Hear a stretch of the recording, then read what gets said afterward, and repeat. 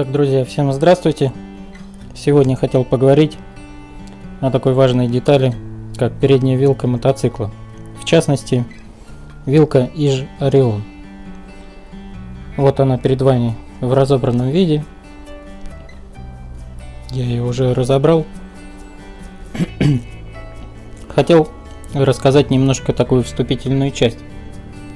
Значит, эта вилка устанавливалась на поздние версии мотоциклов, ну как на поздние, в 96 год, даже раньше она была на некоторых мотоциклах. Конкретно эта вилка шла на планету 15 серии, так называемой. То есть это ИЖ 7.107-015, планета 5.015. Мотоцикл в так называемой 15 комплектации устанавливалась вот эта вилка, литые колеса и дисковый тормоз с машинкой. Вот. Все это было сделано и изготавливалось по лицензии Японии. Вилка была скопирована, если не ошибаюсь, с какого-то японского кроссового мотоцикла. В конструкции вилки используется стакан. Вот здесь, в этой части, два сальника. И видно, вот там вот медное такое вот колечко стоит. Эти сальники меняются в случае, если начинает пропускать воздух, либо масло. Это происходит довольно часто из-за того, что никто не следил за пыльниками, которые тут останавливаются на этот шток. Попадает песок и грязь, все это стирается и страдает хромированная часть вилки.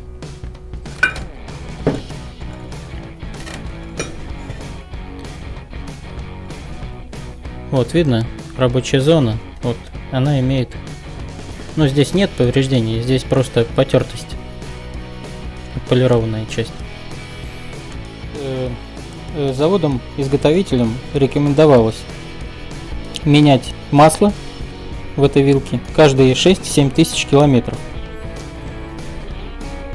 Да, но проблема в том, что вот этот вот сливной болт, который здесь есть, он не на всех этих вилках.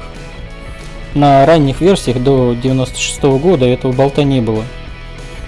И как бы заводом говорится, что раз в 6-7 тысяч разобрать вилку, сменить масло, не составляет никаких проблем. Ну, не знаю.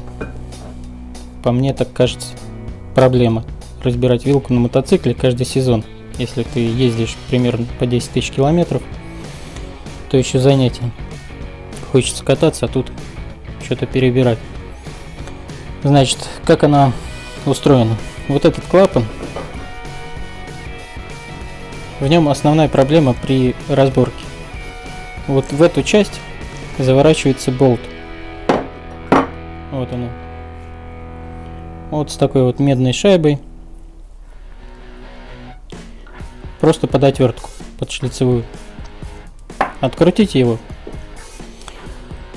Это большая проблема. Значит, как она устроена, как собирается. Вот этот клапан, клапанная часть. Вот здесь вот колечко.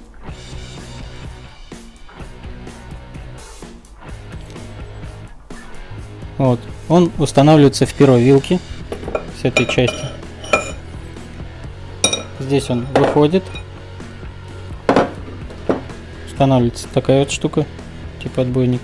Ой, не отбойник, но такая вот втулка. Она алюминиевая. Одевается.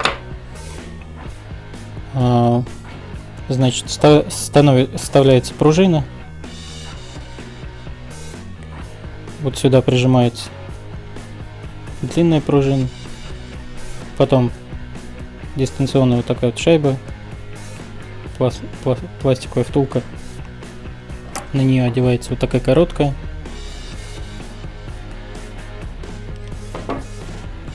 И, собственно, ты все, да. такая вот шайба упорная. И потом заворачивается винтом. Здесь резьбовая часть. Вот эта вещь. Это отбойная пружина. Она вставляется вот на этот шток, одевается вот с этой стороны. То есть, если вы помните, на старых ижевских мотоциклах, когда садишься за руль и дернуть резко вверх вилку, она начинает стучать. Вот эта вилка лишена этих проблем. Вот за счет вот этой всего лишь одной пружинки.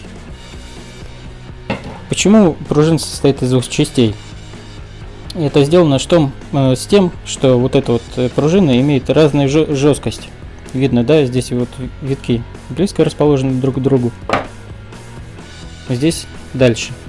То есть на определенном этапе вилка работает мягко, а потом жестче начинает работать. Ну, к стороне, как уже отбой происходит там. То есть чем сильнее она сжимается, тем к окончанию сжатия она становится жестче. Очень такое конструктивное, хорошее решение. Вот. Этот стакан алюминиевый. Если у кого-то проблемы с этой вилкой и нет, скажем, вот этого сливного отверстия, это отверстие можно сделать самому. Просверлив, нарезать резьбу там М6 и закрутить болтик.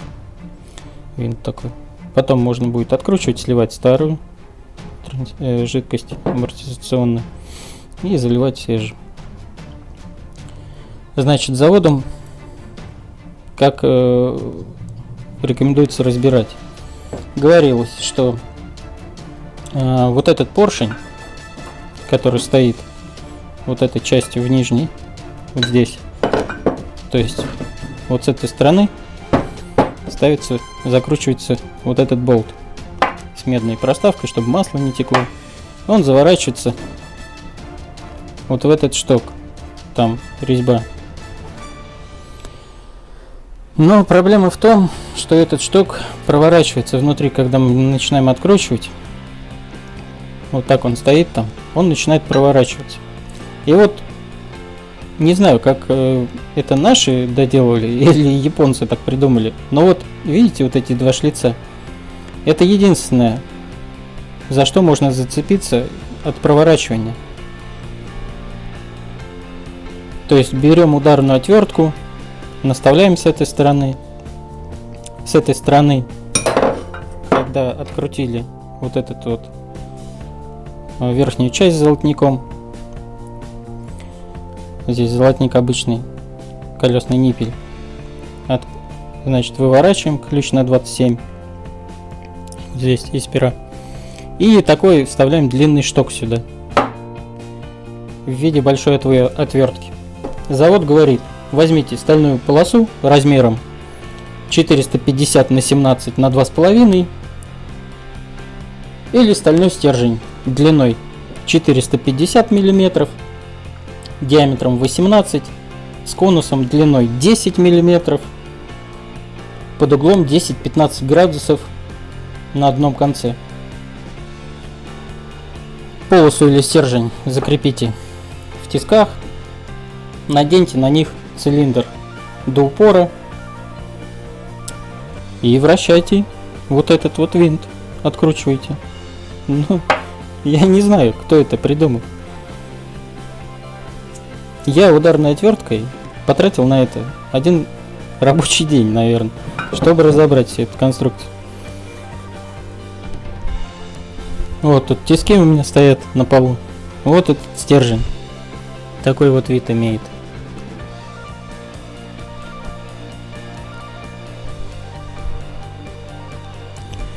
Вариант высверливать вот этот болт можно. Шляпка, то есть, отвалится и останется здесь.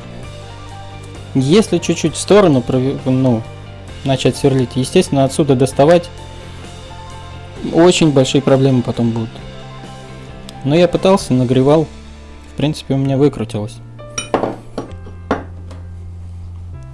В принципе, все. Вилка очень простая, то есть деталей не так много. Вот.